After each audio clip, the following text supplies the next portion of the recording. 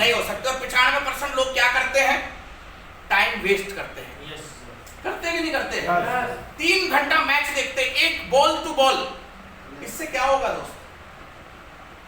कोई पैसा आएगा? नो। और हर वो काम जो आपको पैसे से दूर करता है, वो टाइम वेस्टेज हुआ या नहीं हुआ? यस।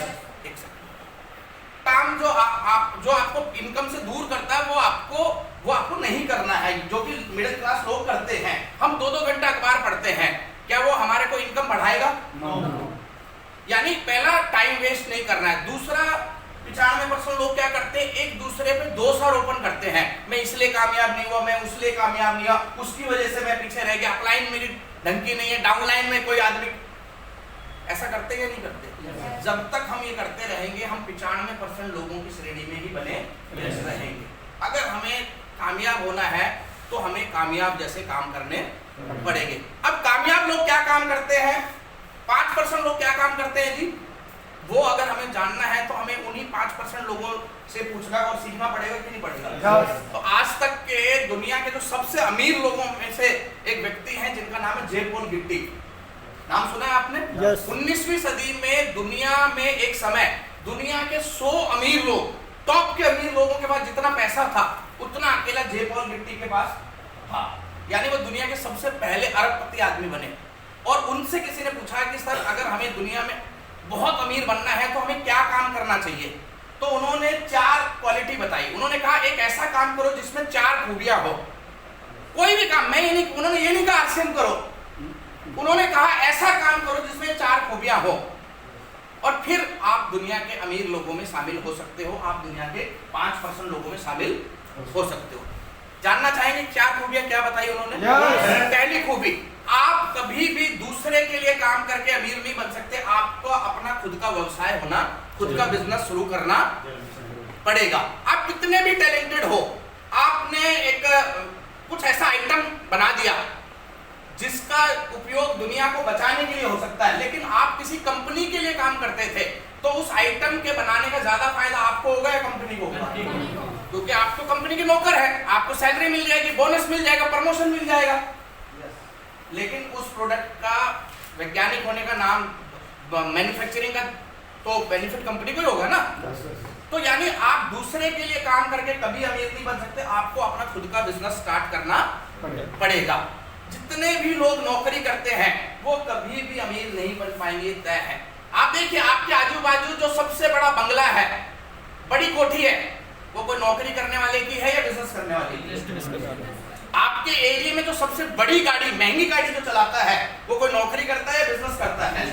आपके एरिया का जो सबसे महंगे स्कूल हैं, उनमें कोई बिजनेसमैन के बच्चे पढ़ते हैं या नौकरी करने वाले के पढ़ते हैं? तो आप अपने आजू बाजू देखेंगे तो आपको पता चल जाएगा अमीर बनने के लिए क्या करना है दोस्त। दूसरी चीज उन्होंने बताया कि आप जो बिजनेस करते हैं उस बिजनेस का आधार होना चाहिए डेली नीड के प्रोडक्ट। यानी आप डेली यूजेबल प्रोडक्ट का बिजनेस करके ही अमीर बन सकते हैं।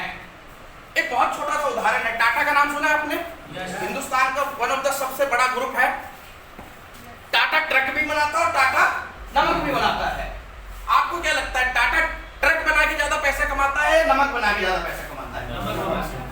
यार, ट्रक बना के कमाता होगा, ट्रक तो 5 लाख 50 लाख का बिकता है और नमक 20 रुपए का बिकता है। दोबारा सोचो, ट्रक बना के कमाता है या नमक? थोड़ा सा उदाहरण मैं आपको देता हूं क्योंकि मैंने कहीं पढ़ा था, ये लगभग 15,000 ट्रक उसके एक साल में, 18,000 ट्रक से 20,000 ट्रक एक साल में बिकते हैं टाटा के।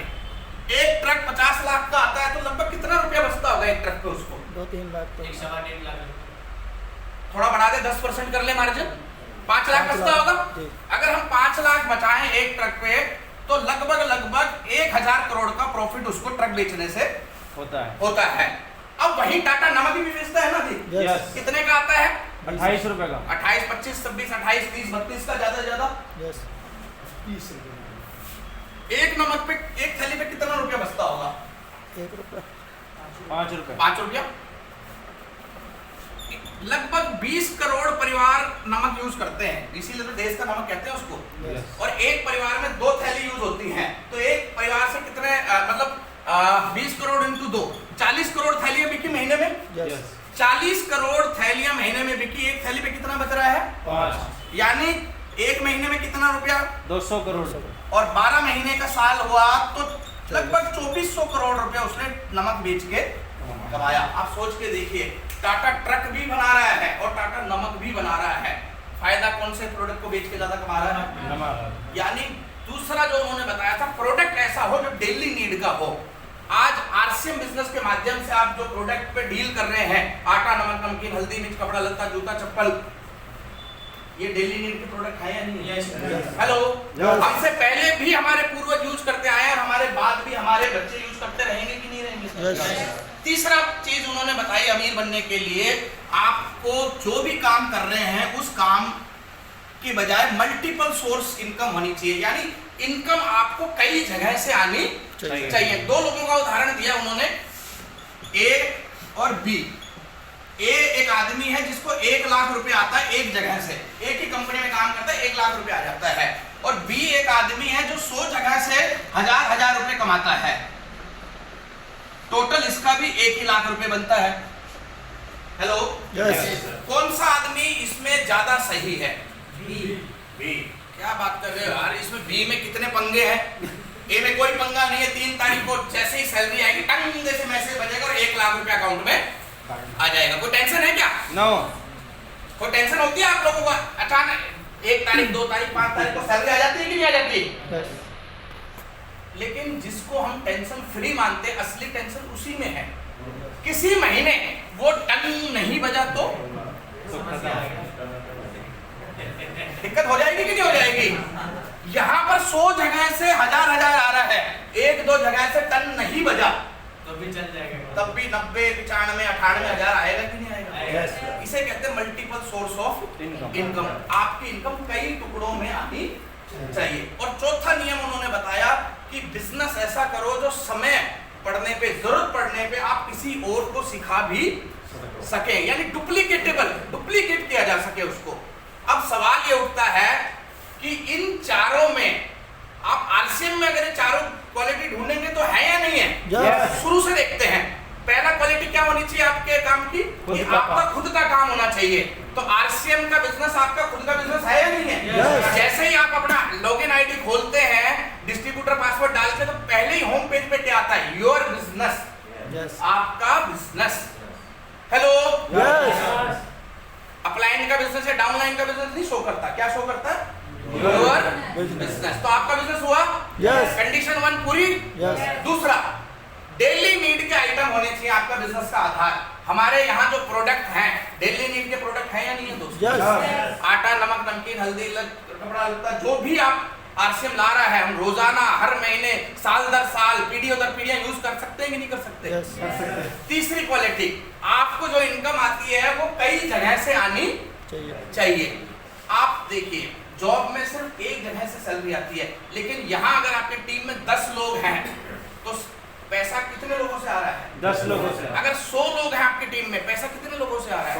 अगर 1000 लोगों का नेटवर्क आपने तैयार कर लिया तो एक पैसा ही सही, 1000 लोगों से एक पैसा आएगा तो बड़ी इनकम बन जाती है कि नहीं बन जाती है? अगर उस 1000 लोगों के नेटवर्क में से 2, 4, 5 जगह से पैसा आना बंद हो जाए तो भी क्या आपकी इनकम पे कोई बड़ा फर्क पड़ेगा दोस्तों? चौथी चीज, जरूरत पड़ने पे आप अपना बिजनेस किसी को सिखाकर अपने बिजनेस को बड़ा कर सकते हैं। आप मुझे बताइए, आप एक बहुत फेमस डॉक्टर हैं, क्या आप जरूरत पड़ने पे अपनी डॉक्टरी किसी और को सिखा सकते हैं ऐसे कि ऐसे?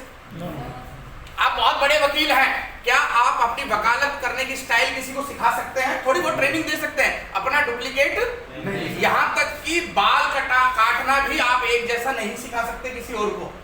हेलो, होता है नहीं होता? लेकिन इस बिजनेस में आपने महसूस किया है कि जब आपको अपना बिजनेस बढ़ाना होता है तो आप अपने नीचे अपने लीडर्स तैयार करते हैं, अपने डुप्लीकेट्स तैयार करते हैं, और वो और डुप्लीकेट और आगे डुप्लीकेट करते चले जाते हैं, और इस तरीके से आपका बिजनेस कितना भी बड़ा वर्ल्ड वाइड खड़ा हो सकता है। तो अगर ये चारों नियम आरसीएम बिजनेस के ऊपर और आरसीएम बिजनेस करने वाले पे लागू होते हैं तो आप सोच के देखिए, दुनिया के सबसे अमीर आदमी ने इन 4 नियमों का पालन करके दुनिया का सबसे अमीर आदमी बन गया। तो हम अपने मोहल्ले के, अपने एरिया के, अपने समाज के, अपने शहर के सबसे अमीर लोगों में शामिल नहीं हो सकते? हो सकते हैं। जिनको विश्वास है एक बार तालियां बजा दीजिए।